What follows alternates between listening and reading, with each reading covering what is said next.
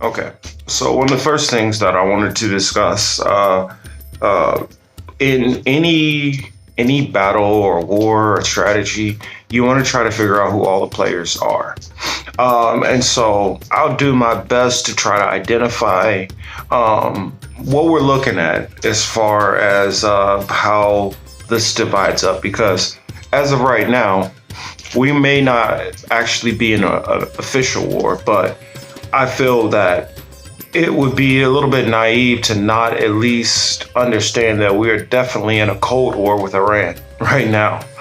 Um, the attack that happened, the military base that we launched attacks on, and then gave us super early warning, so we didn't hurt any, so they didn't hurt any American troops. That was, in my opinion, only a diversionary tactic. Um, Iranians know that most Americans are not aware and abreast of the day to day and how things are perceived inside the borders of Iran. And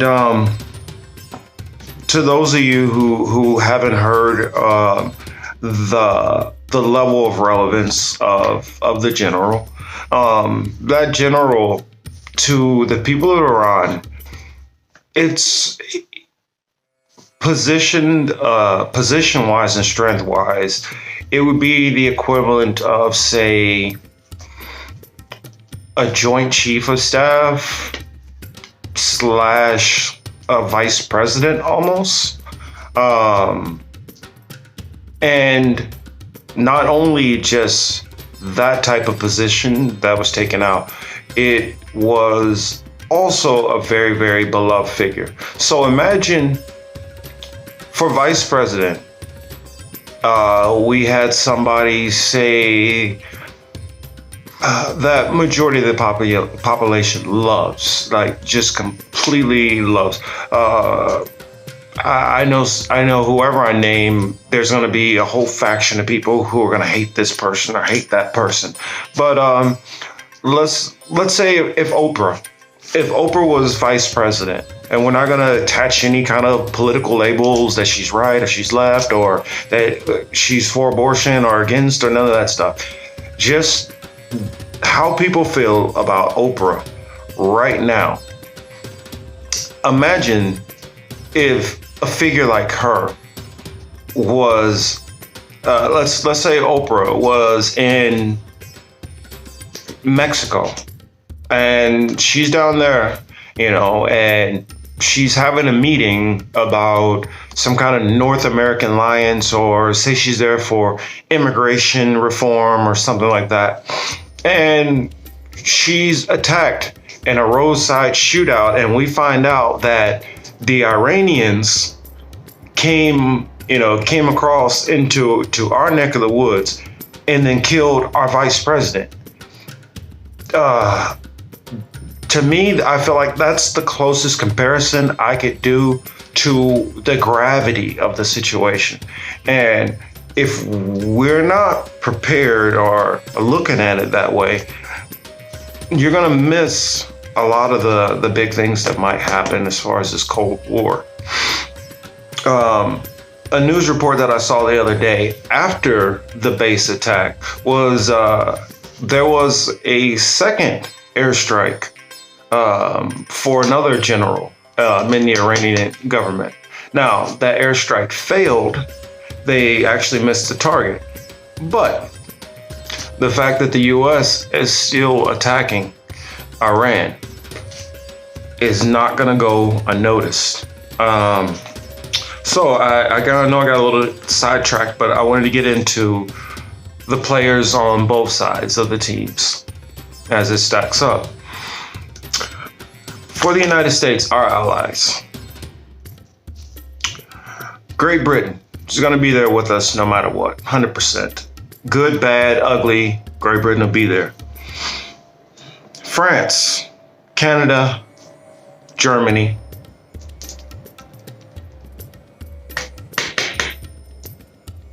Australia. Those are the people who, excuse me, are traditionally on our side. But I'm not as certain that they're going to be behind this. If you listen to some of the press releases that some of these world leaders and some of their ambassadors have said, they're not happy with the United States. And I don't see a lot of them wanting to jump on in and sign up to follow Mr. Trump into whatever craziness that he wants to do. In fact, a lot of world leaders have actually come out and condemned the act and called for some kind of explanation better than what they've received. The allies for Iran, of course, Iraq, Afghanistan, Pakistan, North Korea. I'll just say several North African countries because quite a bit of them, Libya, Yemen, and a handful of other areas, which are on the other side of being attacked by Saudi Arabia, which would want to back any kind of opposition towards the U.S. And then the heavyweights. A lot of people figure some of those, but Russia, China, they are, Russia is an outright ally to Iran. And in those ways, yes, we should be somewhat concerned. But China, I feel, is the bigger wild card that we need to worry about, because China is, in a sense, kind of playing both sides of the fence. While they have a business relationship with us, on the side, they're slipping money to Iran and trying to help build up their empire regime. And they're also doing the same thing. China is also doing the same thing with other countries. They're doing the same thing with North Korea. And I believe that China's in-game approach is anything that hurts the U.S., that they don't have to put their hands on it and do directly, they're going to push for it and they're going to encourage it. And so when excuse me, when we look at this conflict, we have to look at all these other variables, all these other actors who might be involved, instead of just looking at it as us versus Iran, us, this big major nation versus a much smaller nation. We have to look at all these other players, how they can impact, and how things get turned on their head. From a strategic matter, I'll give you some of my scenarios and things which I think that we have to expect, look out for. One of the first things that, of course, most people would assume who know anything about Iranian military and some of their dirty tactics. Suicide bombers, IEDs, random bombs in general. That's something that can be done at a low cost for a country, and it also can do a lot of damage. And it's a great tactic. It feels kind of bad to phrase it that way, but it's a strong tactic to asymmetrical warfare when you're fighting a much bigger enemy who has much more money, more troops. That's a good way to kind of equalize things if you're able to take out large numbers and bodies at one time. Some of the other things that we don't factor in that could be a problem, or not problem, but yeah, I guess problem. Other ways which they could come at us. Israel. Uh, from the proximity and distance to where they are, they could very easily launch, you know, I mean, I can't even give you a number, but they could launch so many rounds and rounds of missiles and mortars and all kind of things into Israel and completely obliterate the place. That's something that should be factored in. Another thing is the Saudi oil fields. They might not be able to launch a direct missile attack on mainland U.S., which I wouldn't even say that they can't, because a lot of the American public and even some members of the military are not abreast to some of their weapons technology.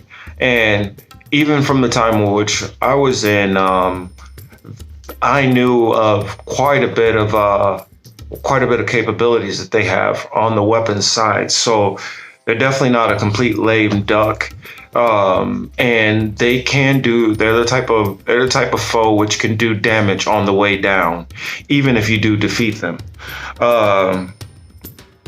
And one of the other ones that Saudi oil fields. That's one of the biggest punches to the gut which they could do, which would leave a very lasting impact.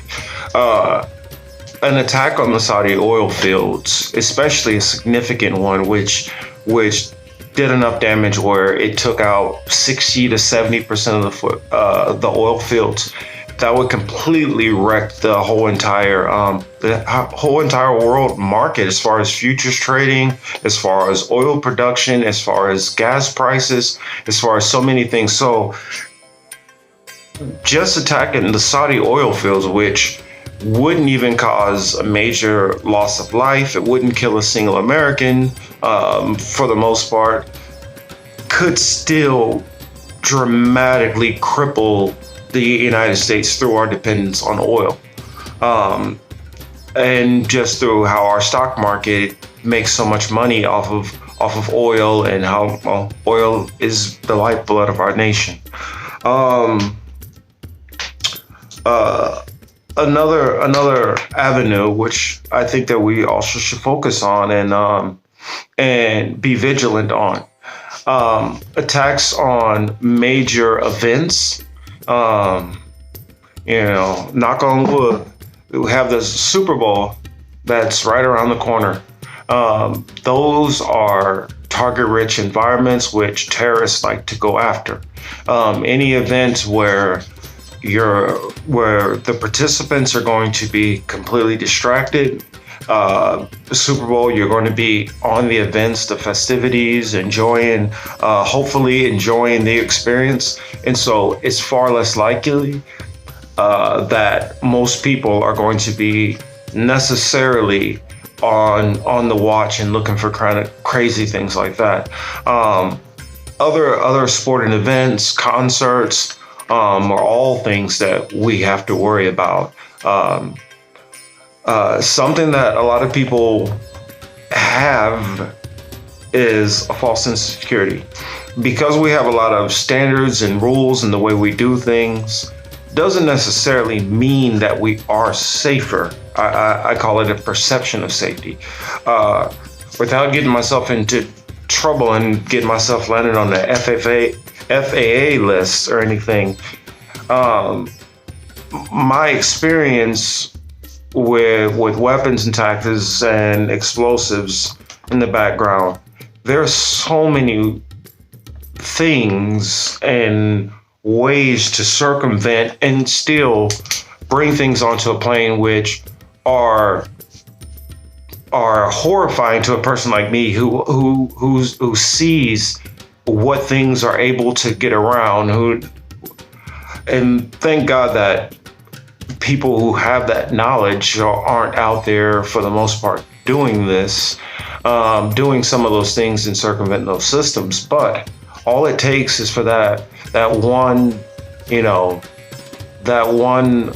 dishonest actor, or that person who has that that axe to grind and really has the will to do evil intent. If they have the kind of knowledge which I have, or some other people, as far as weapons, tactics, security procedures, CC cameras, alarm systems, and just general security procedures, practice, and methods. There are so many holes and openings where we're vulnerable, especially as such a large nation. So there are ways where a lot of people, they think, oh, well, that's just a little small country. We could just, we can wipe them off the face of the earth. For one, not really. Most of our major corporations want the oil there, so they're not going to do any kind of nuclear attack and completely contaminate that whole area. I don't think they care about the people, so I feel like, yeah, the idea that they could do some kind of attack that would neutralize most of the population there so they can walk right in, yeah, I could definitely see that. But the only way to do that is nuclear, and nuclear is no good for anybody. So outside of that, a war with Iran is going to be conventional, and them as a conventional military they're not Iraq. So anybody who's looking at them like Iraq, that we could just walk right in, we could put millions of troops on their doorsteps, and then they're just going to drop their guns and then run for the hills.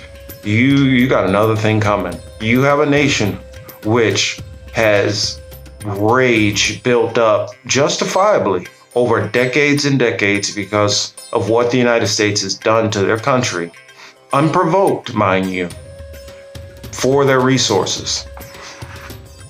Us as Americans, we have a short memory on things, and we don't pay attention and remember what happened 5 years ago or 10 years ago or 20 years ago or 30 years ago. But every one of those Iranian citizens, from a kid who's maybe only about 10 years old to some of the oldest people in that nation, 100 years old, all know what the United States did in 1953. They all know what happened in 1979. They all know the things which all the other presidents have done leading up. They all know, even under Obama administration, when he did the Iranian nuclear deal. They know all the side little things that were going on, the things which the Obama administration was doing underhandedly. And then they also know President Trump got in there and from day one has put the United States on a path with war with Iran. All those people in that nation, they know that. So when their leaders get on television and say, we are going to sustain major casualties, some of us won't make it through this, but now is the time to push back against the United States. They're going to have a population that is going to be 150% on board. And with our recent follies and mulligans into all these other countries in the Middle East, our country does not have the appetite for this anymore. All they have to do is do enough damage. They don't have to actually beat us. They don't have to cripple us. They do enough damage to start getting Americans out in the streets. And that's a win, because the United States doesn't have the stomach for this anymore. We don't have the stomach for thousands and thousands of young men and women coming home in body bags or having to go to VA because now they're missing an arm or a leg. We're a prosperous nation. We have so much already, and our corporations have so much already. The fact that some of our leaders feel the need to spend trillions of dollars and send more young men and women into harm's way to get resources which we already have in abundance, it is lunacy. And I just hope that this is getting across to you guys, and I'm not just speaking out to myself. I hear some people saying that, but when I watch cable news, and I know that majority of anybody who's paying attention to these issues is getting most of their information through cable news. It worries me what's filtering through and what's not. With that said, I will leave that here.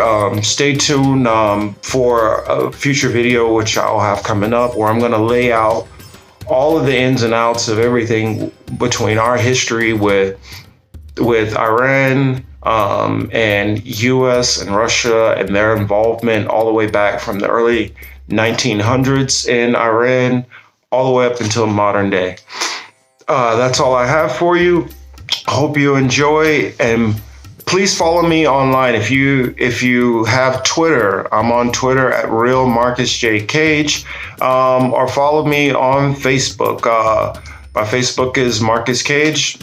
Look me up there. Any kind of feedback or comments, or any kind of content that you would like me to look into, or stories you guys would like me to cover. It's hard to film. I don't always have a ton of time, but I definitely do want to get those stories done for you guys and messages. So please contact me if you have anything. Hope you guys enjoy, and take care.